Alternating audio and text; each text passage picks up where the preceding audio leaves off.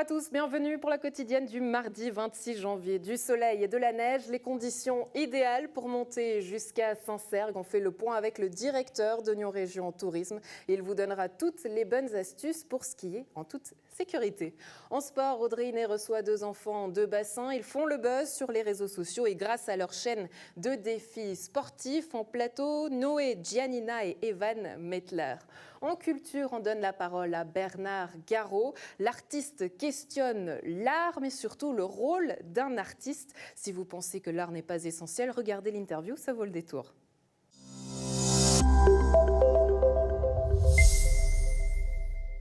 À Saint-Cergue, les conditions sont excellentes. Les remontées mécaniques fonctionnent à plein régime et les adeptes de la glisse s'en donnent évidemment à cœur joie. Résultat, une fréquentation jusqu'à 50%, voire plus élevée que d'habitude. Revers de la médaille, des pistes prises d'assaut, des parkings bondés et des routes engorgées. On en parle avec le directeur de Nyon Région Tourisme, Didier Méville. Bonjour. Bonjour. Merci d'être avec nous. Alors, des conditions optimales, la fermeture de Télédôle, le bonheur des uns fait le malheur des autres. Bon, en l'occurrence, on aimerait beaucoup mieux partager le bonheur, parce que la fermeture de Télédôle, c'est clair, ça nous attriste, du domaine franco-suisse Jura-sur-Léman. Ça nous permettrait même, en fait, de répartir plus, mieux, tout cet afflux de personnes qui viennent de la région de Saint-Cergue. Donc, on est vraiment triste, en fait, que Jura-sur-Léman soit fermé. Mais c'est clair que ça donne une très forte influence sur le périmètre, la Givrine, Saint-Cergue, Basse-Ruche, même à Saint-Georges. Et puis, ça a ramené des nouveaux clients ? Alors, ce n'est pas la fermeture de Télédôle qui nous a ramené des nouveaux clients. Je pense que ces clients-là connaissaient très bien déjà la région. Mais, et de nouveau, c'est Jura-sur-Léman, pas Télédôle, il faut bien le préciser. Mais par contre, oui, on a énormément de nouveaux clients à cause de la situation sanitaire, à cause qu'effectivement les activités en plein air et en montagne sont vraiment une bouffée d'oxygène pour tout le monde. Et donc, on voit à l'Office du tourisme, on a énormément de gens, de novices de la montagne, qui nous sollicitent pour savoir qu'est-ce qu'ils peuvent faire pendant le week-end. Alors, le but de cette interview, c'est évidemment de les aiguiller, de parler de toutes ces activités. Mais avant ça, j'aimerais qu'on revienne un peu sur la situation parce que, en tant que directeur de Nyon Région Tourisme, alors il y a forcément 2 mesures à prendre en compte. D'un côté, l'événement ou plutôt tout ce qui se passe au niveau sanitaire. De l'autre côté, l'économie. Est-ce que, du coup, au vu de toute cette situation-là, vous vous êtes empêché, vous vous êtes dit il faut faire moins de promotions cette année pour attirer moins de monde ? Non, on n'a pas fait moins de promotion parce que la promotion, on l'a fait souvent en amont, en novembre, en décembre, pour la première promotion de la partie hivernale. Mais après, c'est clair qu'on a vu qu'il y avait tout de suite beaucoup de gens qui venaient. On n'a peut-être pas plus que d'habitude, mais je dirais qu'on n'a pas fait moins. Clairement, à ce niveau-là, on était présent sur les journaux, les TV, les réseaux sociaux, comme on le fait d'habitude. Ouais, sur les réseaux sociaux, j'aimerais qu'on s'y attarde un peu parce qu'on a quelques images qu'on a réussi à piquer sur Facebook, sur le groupe T de Saint-Cergue aussi. Alors évidemment, tout n'est pas bon à prendre. Les gens ne sont pas contents de tout cet afflux de trafic, vous comprenez ? Comment est-ce que vous arrivez à gérer ça du côté de Nyon Région Tourisme ? Alors nous, on conseille aux gens de planifier, de diversifier leur activité. Effectivement, on se rend bien compte qu'il y a énormément de monde sur les routes. Les routes doivent malheureusement déjà peut-être être fermées de temps en temps par la gendarmerie. C'est leur décision, mais c'est normal. À un moment donné, pour la sécurité de chacun, il faut restreindre l'accès par la route. On conseille bien sûr aux gens de prendre le train. Vous allez me dire, oui, les trains sont aussi bondés. Oui, c'est aussi un record d'affluence pour les trains. Mais là, on peut peut-être conseiller aux personnes d'élargir leurs horaires, peut-être de partir plus tôt. Je signale quand même que même le dimanche matin, il y a des trains à partir de 6h52, 7h22, 8h22 pour monter sur Saint-Cergue, par exemple. Et donc là, ça fait partie des solutions, à mon avis. Il faut que les gens planifient un peu plus, diversifient leurs horaires, diversifient leurs activités. Oui, il y a plein de choses à faire à Saint-Cergue, à Basse-Ruche, à la Givrine. C'est déjà 3 pôles où on peut déjà un petit peu répartir les gens. Mais il y a aussi Saint-Georges, l'autre village qui a vraiment les téléskis, les pistes de ski de fond, les pistes de raquettes, qui est aussi accessible. Si les gens ne veulent faire qu'une petite balade en montagne, je conseillerais plutôt d'aller dans les villages entre deux, à Longiro, à Levaux, Marchissy, d'utiliser peut-être l'application Nyon Guide, où vous avez tous les itinéraires de randonnée de la région. Et si c'est simplement pour faire une petite balade, je conseillerais plutôt ces villages, entre guillemets, entre les 2 pôles que sont Saint-Georges et Saint-Cergue, pour de nouveau répartir la demande, répartir la masse de touristes qui montent sur les hauteurs. Aucune excuse, les documents que vous pouvez vous trouver évidemment dans les offices, mais aussi sur Internet, les webcams. Mais est-ce qu'il n'y a pas aussi aussi aujourd'hui des décisions politiques à prendre quand on sait que c'est plus de 6000 voitures qui transitent par jour, 1200 places de parc. Il y a un problème. Oui, alors de nouveau, on est dans une situation exceptionnelle qui a commencé au fait de Noël et qui a aussi commencé parce que la neige est venue. Hein, et on n'a pas toujours autant de neige. Enfin, voilà, on espère qu'on aura la même neige l'année prochaine et que les gens pourront revenir en toute liberté. Ça, on espère aussi que les gens qui découvrent la région reviennent. Mais c'est clair qu'après, structurellement, on ne peut pas actionner d'un coup de baguette magique, créer 100 ou 1000 places de parc supplémentaires. On ne peut pas accélérer la cadence des trains comme ça du jour au lendemain. Quelle est votre marge de manœuvre justement en tant que directeur de Nyon Région Tourisme? Est-ce que vous pouvez avoir justement une influence sur tout ce côté politique? Alors, on les informe, mais c'est clair qu'après, c'est les politiques qui prennent la décision. Mais de nouveau, on ne va pas leur jeter la pierre parce que, de nouveau, c'est de la planification, c'est des choses qui doivent se passer à long terme. Et des choses, à long terme, elles se passent. Il y a tout un réaménagement du col de la Givrine qui est en cours. Malheureusement, voilà, il n'est pas tout à fait prêt pour cet hiver. C'est normal, de nouveau, par rapport au temps que ces choses-là prennent. Mais c'est clair que si une situation devrait se répéter, on voit bien que ces aménagements qui sont en cours au col de la Givrine, par exemple, seront un atout pour la suite. Alors si on résume, vous comptez évidemment sur la responsabilité de chacun. L'application Nyon guide l'hiver à portée de main. Qu'est-ce qu'on peut dire d'autre? On peut se faire accompagner, c'est une solution aussi? Oui, alors je pense que si vous faites de la randonnée à ski, peut-être vous faire accompagner par des guides de montagne qui, eux, pourront peut-être partir d'autres endroits que les endroits, notamment le col de la Givrine où tout le monde va. Si vous prenez des cours de ski, il y a plusieurs écoles de ski. Il y a l'école de ski de l'Adolphe qui officie aussi à Saint-Cergue exceptionnellement. Celle de Trélas-la-Givrine qui descend aussi à Saint-Cergue. Il y a celle de Basse-Ruche. Il y a aussi une école qui s'appelle Progression Ton Sport. Donc, varier les demandes.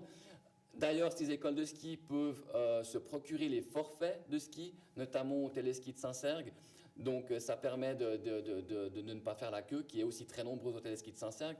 Donc, cette même ordre d'idée, je conseillerais aux gens peut-être de souscrire un abonnement général, annuel, au téléski de Saint-Cergue. Comme ça, ils n'auront plus à faire la queue en arrivant. Parce que le titre, même si le ski est gratuit pour les 6-12 ans dans les communes faisant partie de Région de Nyon, et là, c'est on va dire un bel acte politique. Ça appelle du monde, ouais. Il faut quand même avoir un forfait pour monter au téléski. Donc, c'est mieux de commander un abonnement, même s'il est gratuit, auprès des services de Télédôle, et pour aussi éviter de diminuer les queues au téléski de Saint-Cergue. Et de nouveau, je le répète, à Saint-Georges, il y a aussi tout ce qu'il faut. Il y a des téléskis, il y a des pistes de ski de fond, il y a de la raquette. Donc n'hésitez pas aussi à varier les endroits où vous montez en week-end. Varier les plaisirs, justement, parce qu'il y a des lieux dans la région à visiter. Didier Miéville, directeur de Nyon Région Tourisme, merci beaucoup d'avoir été avec nous. Merci à vous.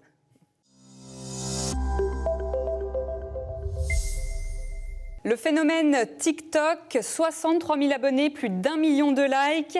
Deux jeunes footballeurs du FC Genelier-Benien font le buzz sur la plateforme vidéo chinoise depuis le début du mois de janvier. Et j'ai le plaisir de les recevoir en plateau. Evan, Noé, bienvenue à vous. Salut. Evan et Noé, vous avez grandi tous les deux à Bassin, c'est juste. Vous commencez le foot ensemble à l'âge de 4 ans.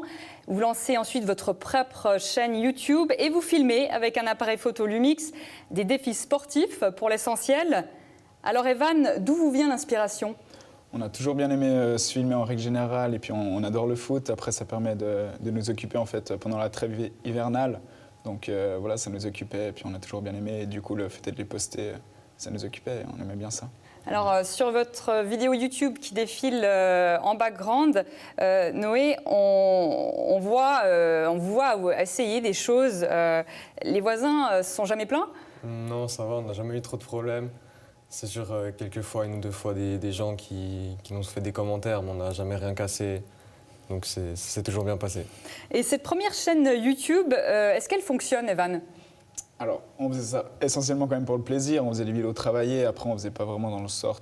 C'était plus aussi pour les avoir à un endroit plus qu'autre chose, mais donc pas spécialement non plus. Non. Est-ce qu'elle n'était pas assez pro ? Pourquoi est-ce que votre première chaîne YouTube, elle fonctionne pas ? Ouais, parce que peut-être éventuellement, elle n'était pas assez pro. Peut-être les images n'étaient pas assez de bonne qualité ou le montage. Et simplement, peut-être qu'on communiquait pas assez pour dire qu'on avait posté ou des choses comme ça. Alors les garçons, après avoir lancé votre chaîne YouTube, vous vous concentrez à nouveau sur le foot, le vrai cette fois-ci, puisque vous êtes sélectionnés en team Vaud-la-Côte M13 AM16. Mais en septembre 2020, vous êtes forcé d'arrêter les entraînements à cause du Covid. Et quelques mois plus tard, vous postez votre première vidéo, cette fois-ci sur TikTok. Et le 3 janvier 2021, la fameuse vidéo autour de la bouteille thé froid est publiée. On regarde tout de suite un extrait.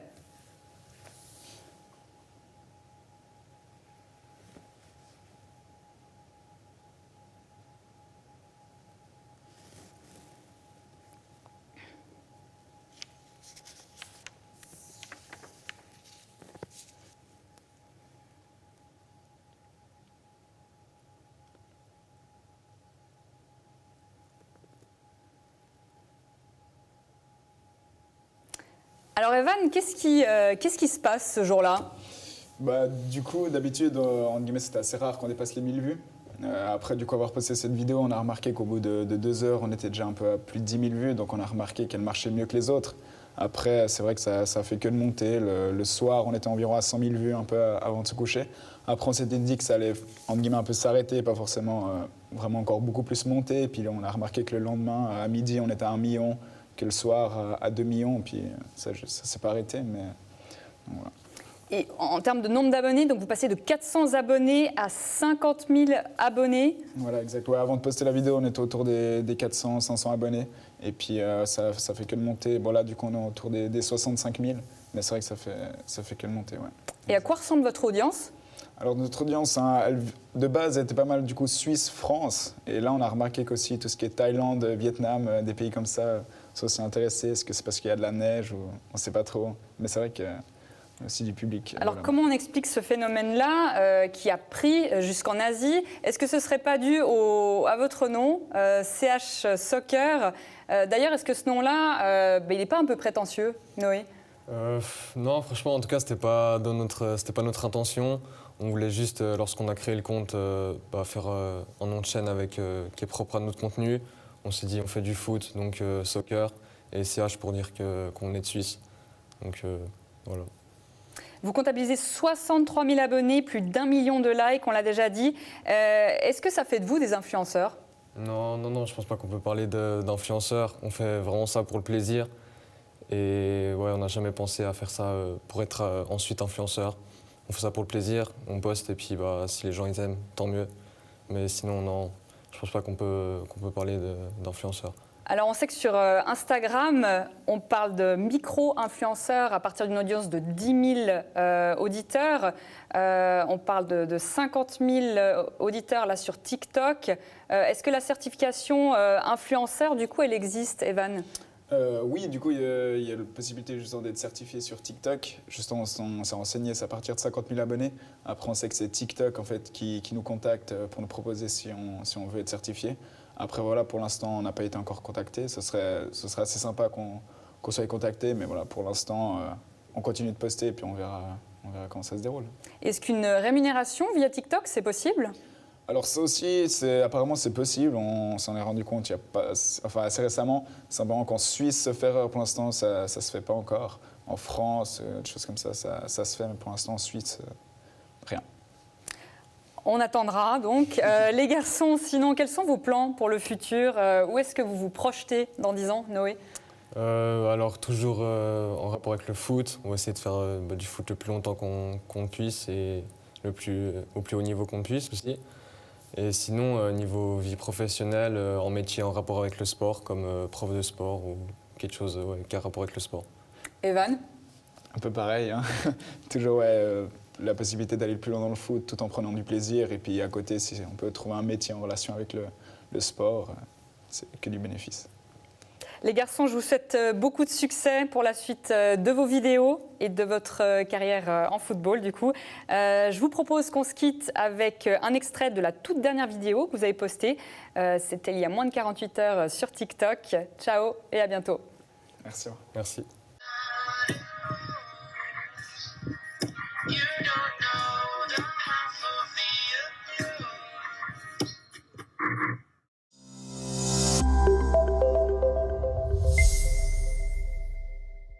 Bernard Garot, 2020 devait être une année d'apothéose à l'international après 3 années de résidence artistique ponctuelle en Chine. Or, comme pour la plupart des artistes, une série d'événements annulés. On en parle avec vous, Bernard Garot. Bonjour. Bonjour. Merci d'être avec nous. Alors, en quelques mots, durant cette année 2020, vous deviez enchaîner une série d'expositions d'envergure en Allemagne, en Chine, en Russie.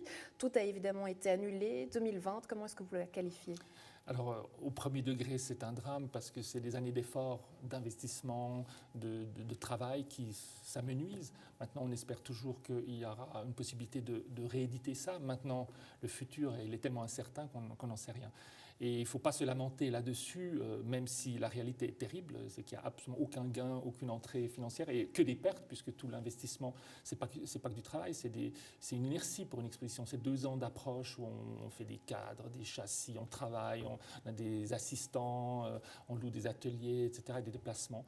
Et tout ça tombe à l'eau.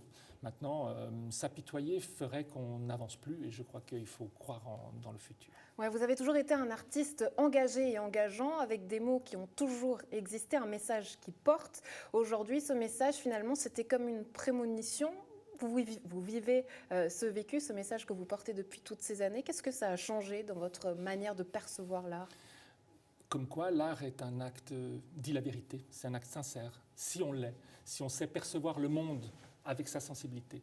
Je pense que notre société ne sait plus voir, ni écouter, ni ressentir parce qu'on est dans une économie égocentrique, d'enrichissement, de surproduction, sans écouter l'environnement. Et on entend dire qu'aujourd'hui, l'art n'est pas essentiel. Qu'est-ce que ça provoque chez vous ? C'est choquant. Je pense qu'aujourd'hui, l'art, c'est peut-être le seul moyen, le seul sauveteur de notre monde, comme un exemple d'engagement, de solidarité, de regard véritable que les gens peuvent suivre, peuvent peut-être apprendre. Et en fait, l'art est d'abord un acte de communication et un modèle qui montre la beauté, mais qui est aussi critique face à une société. Et c'est un acte de liberté. C'est-à-dire, si les gens savent lire au travers, savent percevoir le message, savent suivre des artistes, ils vont peut-être avoir plus de sens critique et peut-être s'engager peut-être plus pour cette planète, qui est le prochain défi essentiel, qui ne nous semble pas obligatoire, mais qui va nous tomber dessus si ce n'est pas déjà trop tard. Justement, l'avenir, comment est-ce que vous le voyez ? Alors, il faut toujours être positif, sinon c'est terrible, mais au fond de moi, je disais il y a 3 ans que notre société, la Suisse, qui paraissait au-dessus de tout soupçon, au-dessus de tout danger, s'est trouvée aujourd'hui au même niveau que tous les autres pays à cause du corona. Je ne vais pas citer le corona, je pensais que ça pouvait être un phénomène naturel autre. Et aujourd'hui, on voit cette vérité. Ça veut dire qu'on n'est plus à l'abri de rien du tout, mais ça nous donne une urgence, peut-être une responsabilité face au monde à avoir, qu'on n'avait pas. Vous dites, l'art, c'est une recherche permanente dans l'instabilité et le chaos. Alors effectivement, c'est ce qui dérange, parce qu'il y a plusieurs perceptions de l'art. On aime se sentir, l'entertainment, c'est un peu un art qui est très à la mode maintenant, c'est se satisfaire de ce qu'on connaît déjà, ça nous fait plaisir, on a besoin de ça pour se réconforter. Mais il y a cet art de recherche, d'engagement, qui vous pousse à réfléchir, qui vous questionne sur les choses. Ça dérange, parce qu'on doit se remettre en question. Mais cette remise en question, c'est ce qui fait avancer une société. C'est l'image d'une société qui avance. Pourquoi on va voir des ruines grecques en Turquie ? Parce que c'était une société en avance sur son temps, où les artistes participaient autant que les scientifiques à l'élévation d'une société extraordinaire. Mais il y avait aussi malheureusement le militaire, il y avait aussi le politique qui était engagé. C'est une société totale. Et aujourd'hui, elle est un peu dissociée. Et c'est l'économie qui prend le dessus, même si l'art fait partie de l'économie. On devrait être plus à un art à une rencontre des gens, à une solidarité, à une complémentarité, à une recherche de sens par rapport à notre terre d'abord, sauver notre terre. Plusieurs voyages que vous avez faits, il y a des images ici derrière nous, en Chine, en Allemagne, en Russie, des pays qui sont forts, emblématiques. Qu'est-ce que vous vouliez changer ? En quoi vous vouliez vous engager dans ces pays-là ? Je voulais comprendre d'autres cultures, parce que s'enrichir ou amener quelque chose à mon peuple, à mon pays, c'est aussi de comprendre les autres, c'est d'aller à la rencontre, c'est montrer que je pense qu'en Suisse, on ne se rencontre pas assez. Chacun est dans son coin, chacun vit son confort, et en fait a beaucoup moins de curiosité à bouger, ce qu'on ne rencontre pas dans ces pays où il y a un totalitarisme, on ne va pas se cacher les mots, mais qui fait que les artistes sont que plus vivants, sont plus résistants. En Suisse, on ne sait plus résister. Et j'ai vécu un artiste qui a perdu son atelier en 3 jours, un artiste très très reconnu. Et il a dit, si je me lamente, j'arrête de travailler, donc je vais changer et je vais continuer à me battre. Et ça, j'ai appris tellement de cette... en Suisse, on aurait déposé une plainte, on aurait fait résistance, on aurait pleuré, on serait mis en dépression, on aurait demandé... Non, il ne se plaignait pas, Et j'ai vu des artistes grandioses, extraordinaires, qui se battaient et qui avaient des choses à dire. Et je pense qu'en Suisse, on croit qu'on n'a rien à dire, mais on a autant à dire qu'autre. On a autant de bons artistes qu'ailleurs. Simplement, il y a un manque de mobilité, d'intérêt, de froissement. On ne va pas aller dans les ateliers se salir. On n'aime pas les artistes qui sont contradictoires ou qui contredisent la société. Chose que vous êtes justement durant cette période, malgré toutes ces annulations, vous avez continué à travailler. En quoi est-ce que vous êtes engagé? Une exposition photo, mais d'autres choses? Écoutez, j'ai un énorme projet maintenant de scénographie pour un concert dans 2 ans. Je ne peux pas encore vous dire plus parce qu'ils n'ont encore pas communiqué. Ça sent paléo. Non, pas forcément. D'accord. J'ai probablement un projet de grande exposition au Mexique, donc ça me passionne. On retrouve le lien aux pyramides. Il y a de nouveau le côté sacré, il y a le côté profond d'une culture qui a vraiment une des profondeurs métaphysiques et en croyance d'un dieu ou d'une puissance, et qui a créé une société extraordinaire derrière à des leaders, autant peut-être religieux que politiques. Et c'est ce qui manque peut-être dans notre société actuelle, où c'est l'économie qui est Dieu. Je pense que c'est la terre. C'est ce qui pose d'ailleurs souci à la culture aujourd'hui. L'artiste n'est pas reconnu en tant que tel dans son statut. Jusqu'où vous êtes prêt à aller pour faire bouger les choses? Peut-être refuser aujourd'hui de faire certaines performances parce que vous n'êtes pas assez payé, c'est ça? En fait, c'est peut-être le bon côté de la crise, c'est que ça met en évidence la précarité de l'artiste même avant la crise. C'est-à-dire que l'artiste, il se soumettait à des conditions que aucune personne dans notre société avec un salaire, parce qu'on n'a pas de salaire, aurait accepté d'aller faire quelque chose gratuitement. Mais on pensait que peut-être en le faisant, ça aidait à réfléchir. Mais non, c'était juste un profit. Et aujourd'hui, il faut accepter que l'artiste, c'est un métier, c'est un engagement qui participe à une société. L'image d'une société, c'est le reflet de la santé de ses artistes, c'est la société qui peut montrer plus d'art. Et aujourd'hui, avec ce côté lockdown, on montre une société qui devient de plus en plus pauvre. Et peut-être les gens n'auront plus le réflexe d'aller voir la culture, ou plus d'être contredits, parce que c'est très confortable d'avoir ce qu'on aime et d'être contredit, de se questionner, se remettre en question, ça fait mal. Mais l'art doit dire la vérité. C'est peut-être un changement aussi pour l'art.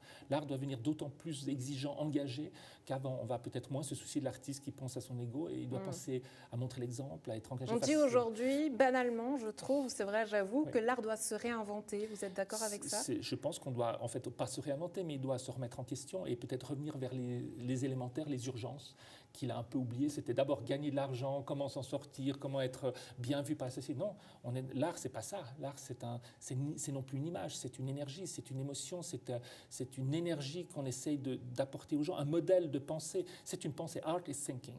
Et je pense que c'est ça. Au-delà de ça, l'art n'est pas intéressant. Ça accompagne les gens dans leur quotidien. Mais l'art, aujourd'hui, doit participer au changement de société, ce questionnement qui est politique. Et je pense que c'est intéressant que les politiques, les scientifiques et les artistes ensemble pourraient faire une paix. Si tous les artistes, tous les politiciens du monde entier, c'est idéaliste, pensaient à notre terre, on aurait une paix mondiale. On aurait la plus grande période de toute notre humanité, de toute l'humanité. Parce qu'on penserait en tant qu'artiste, est-ce que vous osez encore espérer cet avenir-là? On est obligé. Si on n'y croit pas, on arrête tout. Et comme je l'ai dit, en Chine, j'ai vu des modèles de courage et d'engagement, et des artistes qui étaient brillantissimes et qui vivaient des drames que je pense aucun Suisse n'aurait survécu à ce drame. Et j'en ai pris conscience, et c'est pour ça qu'il ne faut pas se lamenter sur notre sort. Il faut combattre le fait, il faut essayer de survivre, il faut essayer de trouver des moyens de survivre, donc demander de l'aide, etc. Mais il ne faut pas se lamenter, et il faut continuer à créer, d'autant plus, subir le coup, on est d'accord, on ne peut pas tout. Un message positif qui nous fait du bien, mais demain, où est-ce qu'on pourra vous trouver? J'imagine que c'est les réseaux sociaux aujourd'hui, ou comment est-ce qu'on fait? Les réseaux sociaux ne résolvent pas tout, parce que je pense que ce n'est pas les meilleurs qui sont sur les réseaux sociaux les plus visibles. Par contre, il faut continuer à communiquer pour exister, mais avec qualité. Ce qu'on mange n'intéresse personne, de se voir soi-même, ça n'intéresse personne, c'est qu'est-ce qu'on propose. Et par contre, le problème des réseaux sociaux, c'est est-ce que les gens ont le sens critique pour différencier ce qui est essentiel ou pas. Et ce n'est pas celui qui est le plus populaire, qui vend le plus de disques, qui est forcément le meilleur chanteur, c'est peut-être celui qui est le plus dans le consensus. Alors c'est très agréable, mais on n'aime pas être contredit. Mais je pense que les réseaux sociaux peuvent être un moteur pour aller voir, mais après, faut-il encore s'engager. Comme j'ai dit, c'est peut-être une responsabilité de chacun de bouger, de soutenir la culture, d'aller voir la culture, de le propager, de le dire plus loin, de s'enthousiasmer au lieu de le garder pour soi, de pousser à avoir plus de culture. Il faut aller dans les ateliers, il faut aller rencontrer les artistes, il faut écouter les galeristes, il faut oser bouger, prendre des kilomètres. À Montreux, on ne sait pas ce qui se passe à Nyon, à Genève, on ne va pas à Lausanne. C'est dramatique. Une part de nombrilisme. Bernard Garot, merci beaucoup pour ce message engagé, engageant à la maison. Donc vous l'aurez compris, engagez-vous, soutenez les artistes qui sont de chez nous. Merci beaucoup Bernard Garot. Merci beaucoup.